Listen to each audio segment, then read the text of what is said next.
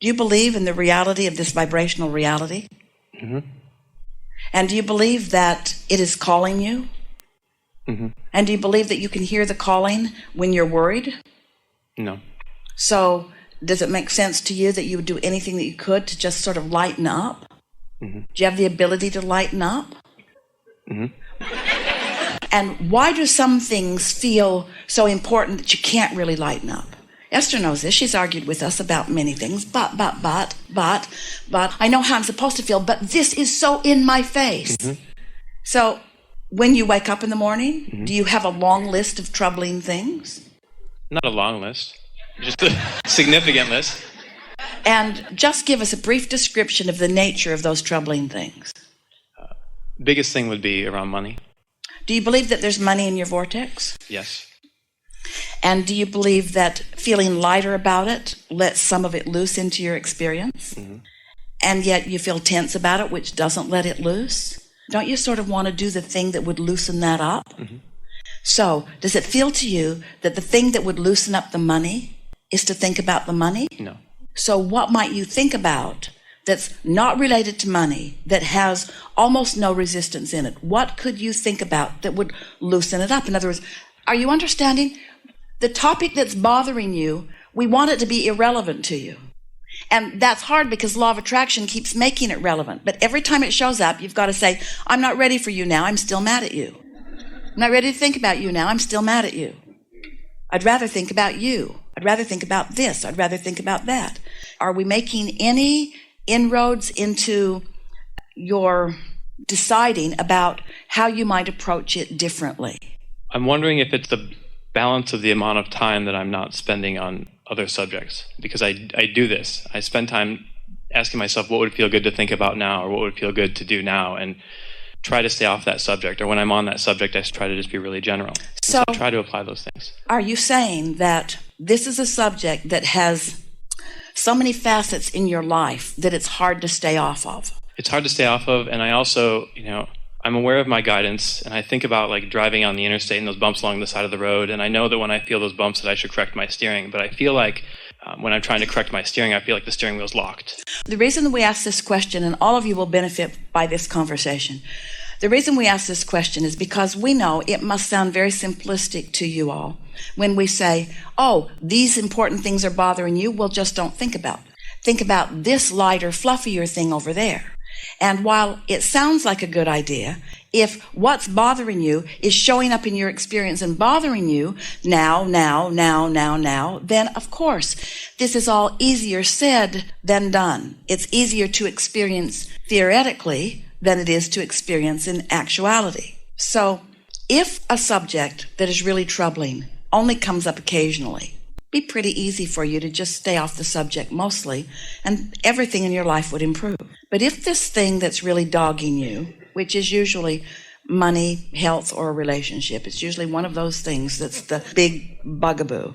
If this thing that's sort of dogging you keeps showing up, and just staying off the subject isn't happening because it's just too bumpy of a ride for you, and so you just keep being called back to it, then it's important to take the subject and diffuse it by focused and deliberate thought.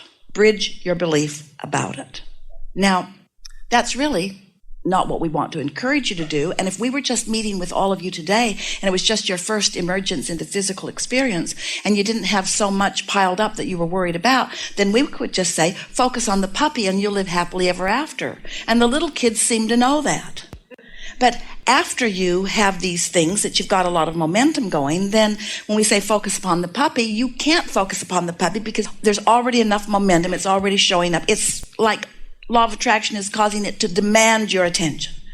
So then, in that case, you say, all right, law of attraction, since you have demanded my attention, I'm still going to find the best thought that I can find about this. I'm going to gradually, and with some maybe uncomfortable attention, I'm going to bridge this belief into something that feels better. So let's do this. This is a topic that a lot of people are feeling energy around. Let's bridge beliefs about money. So you start wherever you are. Just say what you feel about it. Don't lie. Don't pretend. Don't make it rosier than it is. Say what you feel about money. It doesn't matter what I do. I don't have enough money. All right. So there it is. And others can relate. There are 2 other people in the room that feel the same way. Doesn't matter what I do. Things don't change. Is that what you said? Yeah. Doesn't matter what I do. So just sit with that for a minute and feel how awful that feels, really. That does not feel good. It's a really discouraging statement. And the reason that it feels discouraging is because there's so much contrast in what your inner being knows about that. But you are where you are, and that's all right. And your inner being holds no grudges. Your inner being isn't disappointed that you feel that way. But nevertheless, your inner being is going to continue to feel the optimistic way your inner being feels about it relative to you. So when you feel that way, you can feel the discord. So your interest here in bridging a belief, what your goal is to soften the negative emotion, to cause the negative emotion to be less strong. Because think about it, if the negative emotion is less strong, then the engines are falling off that end of the track. And now momentum is starting to take you toward closing that gap. You're going to feel better just with a little bit of attention to the subject. So it doesn't matter what I do, things don't change for me financially. And now we're just going to pile on a little bit. Doesn't matter what I do with action. Doesn't matter what job I have. Doesn't matter how many hours I work. Really getting carried away on your behalf. Doesn't matter how many hours I work. And it apparently doesn't seem to matter how much Abraham crap I apply. Things just are not getting that much better. So there, it's said. It's all out there in the open. This is how I feel. Except things are not getting so much better, things are getting worse. The harder I try, the worse it gets. There you go. There you go. The harder I try, the worse it gets. So, good. Now let's start there, because your inner being inspired that thought just now. Mm-hmm. Such a good thought, because that's a thought that you can begin to pick up on. The harder I try, the worse it gets. There's something in the Abraham logic that speaks to that. Because when I'm trying with action to compensate for a vibration. I'm not really dealing with the vibration. I'm not really shifting the vibration. And the more attention I give to what I don't want, then the more it feels like I need to try. But there's logic in that, because law of attraction says the more attention I give toward what I don't want, then the more I am disallowing what I do want. So it's too big of a jump for me to say, oh, it's going to be all right, because I've already worked myself into a place where I've kind of proven to myself that it's not really getting that much better. In fact, it's getting a little bit worse. However, when you're in a negative place, the however can only help, yes? However, I do have evidence in my own life about the effect of law of attraction in my experience. And I do accept that I am mostly vibrational. And I do believe, or at least I want to believe, that I have an inner being who's calling me. And I do believe that it can get better. I just haven't seen the evidence or the trail of when that's going to actually happen. I get the theory of law of attraction. I've just got, apparently, a strong enough momentum that I haven't figured out how to get on the other side of that. I'm looking forward to the relief of not working against myself. I'm quite proud of my physical capabilities. I might be doing, oh, you're going to like this so much. I might be doing what so many people are doing, not being quite able yet to tend to it energetically. And I'm jumping into the action part and trying to tend to it. But action, which I'm using to try to compensate for energy that I didn't work out well, is counterproductive. Now, we're going to come back and we're going to do more bridging. But before we do, there's a piece of something that we would like all of you to hear. You're going to feel strong understanding and resonance wash through you. This is going to click into place for you in a very strong way. So let's start with the subject.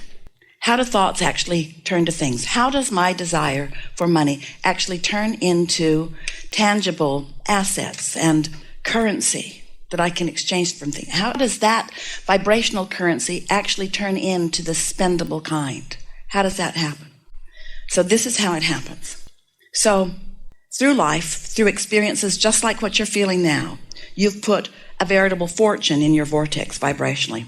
It's astonishing how much is there.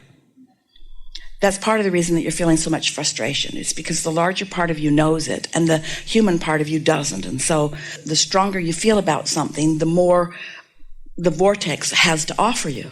So here's this fortune that is there, ready for your receipt. So let's say that you are able to get distracted from it. We're just pretending for a moment. You are able to get distracted, that there are a lot of other things that are really pleasing to you that have your attention. Or let's say you went on a 2-week paid vacation that someone else paid for, so just for a little while you weren't giving any thought to any of the things that you're worried about. So you're sort of more in a neutral zone than you've been for a while. So ideas begin to come from this vortex, and they bubble up, and you almost receive them, and they bubble up, and you almost receive them, and they bubble up, and you almost receive them, and they bubble up, and you almost receive them. And then one day, after a particularly good morning, walking on the beach and having a wonderful time with someone, they bubble up and you get it. You get the idea. The vibration turns to a thought in your mind that sparks you in a new way, and you feel a little elation or a little expectation. You feel just a little enthusiasm about something. You feel renewed for just a moment. And let's say that that feeling feels so good, and because of the conditions of where you are, you keep focusing positively, because after all, you don't need to go home yet and face the music about anything. So you're just riding that wave, and as you ride that wave, you enter into what we're calling a sweet spot, where ideas just begin to flow to you, and they feel so good. For the first time in a long time about this subject, you feel energized and expectant. The black cloud is lifted off of you, and you feel not just hopeful, but pretty sure that things are opening up for you. You've tasted for a long enough period of time, we're talking about a minute or 2 or 3 or 4, you've tasted for a little bit of time the feeling of connection, and for that period of time, you know about yourself and your prosperity, what your inner being knows, and you have moved enormously vibrationally. Now, the leverage of that is bigger than we can even describe. Because now, just with that little bit of alignment, you've set yourself up to the receptive mode of one good idea after another. Not so different than Esther getting the idea, let's look on the internet, let's choose that hotel, let's call them, and then everything unfolded so quickly behind it. When you get on the right track, things unfold very rapidly for you, and they become tangible and satisfying in that whole new way. So you got that? Could you feel that? So now, instead of it going that way, so here's all this wonderful stuff gestating over there in your vortex, all of that prosperity, all of that potential, all of those wonderful things that are there to surprise and delight you. But you can't quite get there because you're facing reality, and you've got stuff going on, and you're not on vacation, you're facing reality, and so you're not moving vibrationally. But it is. It's moving. It's bubbling. It's getting ready for you to be ready for it, but you're not. And it's getting ready for you to be ready for it, but you're not. And it's getting ready for you to be ready for it, but you're not.